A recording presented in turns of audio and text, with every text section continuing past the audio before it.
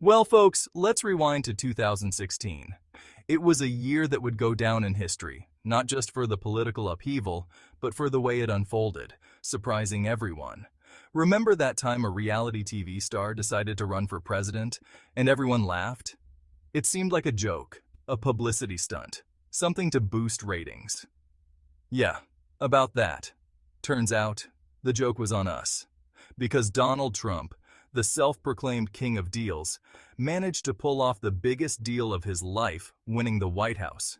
It was a seismic shift in the political landscape, one that no one saw coming. But here's the kicker. It wasn't some grand, sweeping gesture that did it. Nope.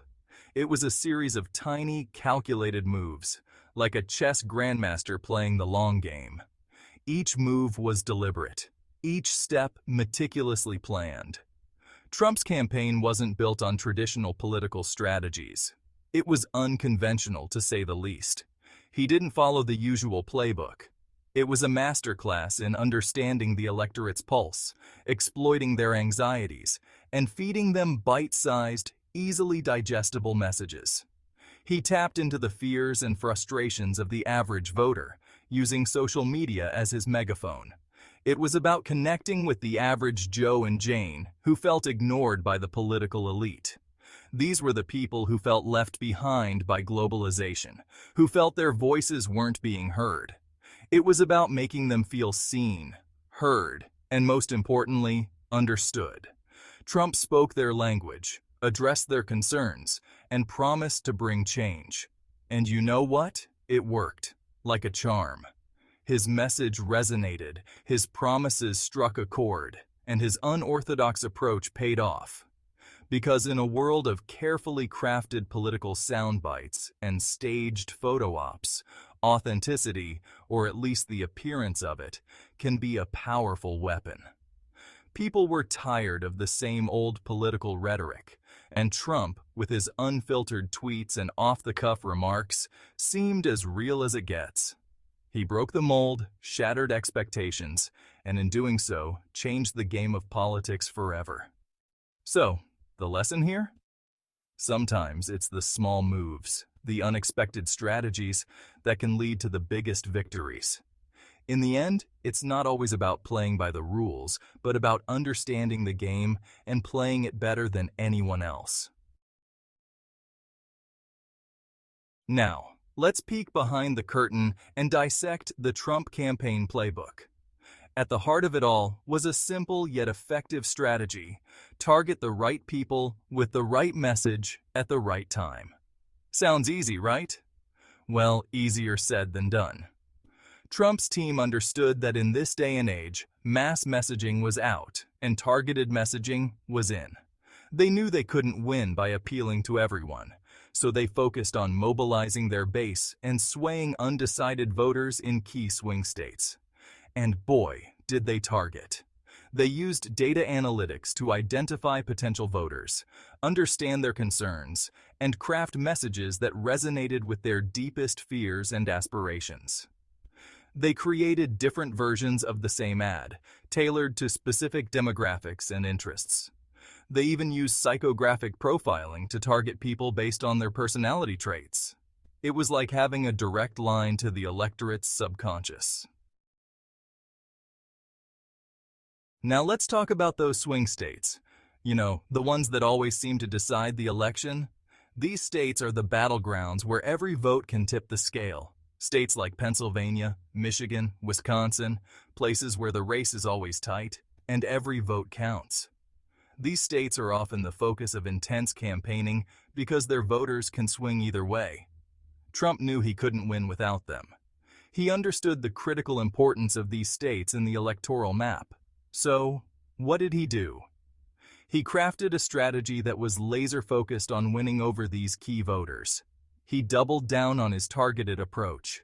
His campaign was relentless in its efforts to connect with voters in these pivotal regions. He held rallies in rural areas, promising to bring back jobs and restore America's lost glory. These promises were tailored to resonate with the specific concerns of these communities. He tapped into the economic anxieties of blue-collar workers who felt left behind by globalization and technological advancements. These workers were looking for someone who understood their plight. He painted himself as the anti-establishment candidate, the outsider who would shake things up and fight for the little guy. This image was carefully cultivated to appeal to voters who were disillusioned with traditional politicians. And you know what? It resonated. His message struck a chord with many voters who felt ignored by the political elite. In these often overlooked communities, Trump's message was like a breath of fresh air. It gave them a sense of being heard and valued. He wasn't offering empty promises or sugarcoating the truth. His straightforward, no-nonsense approach was refreshing to many. He was speaking their language, acknowledging their struggles, and offering them something they desperately craved: hope. This hope was not just about economic revival, but also about reclaiming a sense of pride and purpose. By addressing their concerns directly and passionately, Trump managed to build a loyal base of supporters who felt personally connected to his vision for America. Section 4. Tailored messages, speaking directly to the voter's heart. But it wasn't just about what Trump said, it was about how he said it. His tone, his body language, and his choice of words all played a crucial role in delivering his message effectively. His campaign understood the power of emotion in politics. They recognized that voters are not just swayed by logical arguments, but are deeply influenced by their feelings and personal experiences. They knew that facts and figures alone wouldn't win over voters. Dry statistics and lengthy policy discussions often failed to capture the public's attention or resonate with their daily lives. They needed to connect with them on a deeper level, to tap into their hopes, fears, and aspirations. This meant understanding the core issues that mattered to people and addressing them in a way that felt personal and urgent. So, they crafted messages that were short, sharp, and emotionally charged. These messages were designed to cut through the noise and make a lasting impression on the audience. They used simple language, memorable slogans, and powerful imagery to create a sense of urgency and excitement.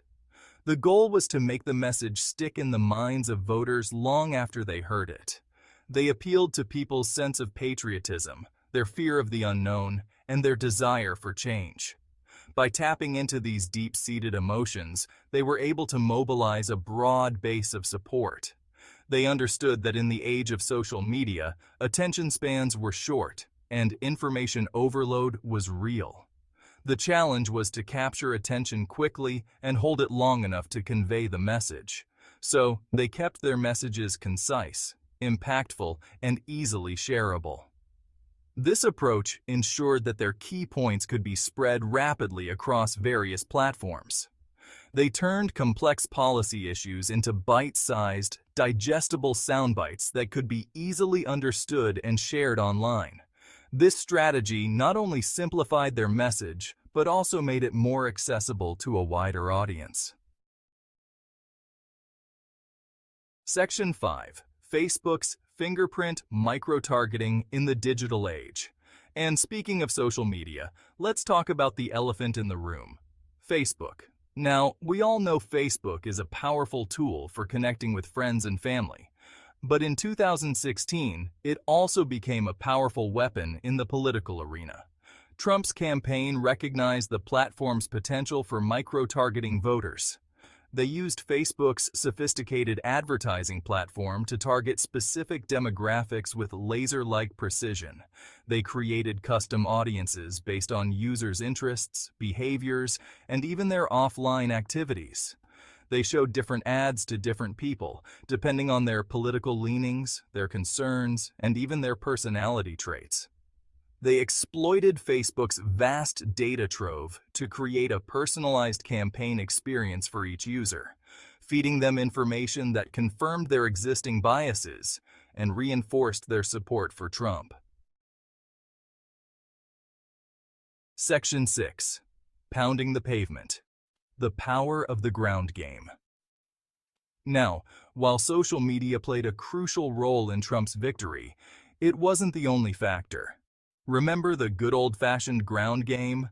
The door-to-door campaigning, the phone banking, the community events?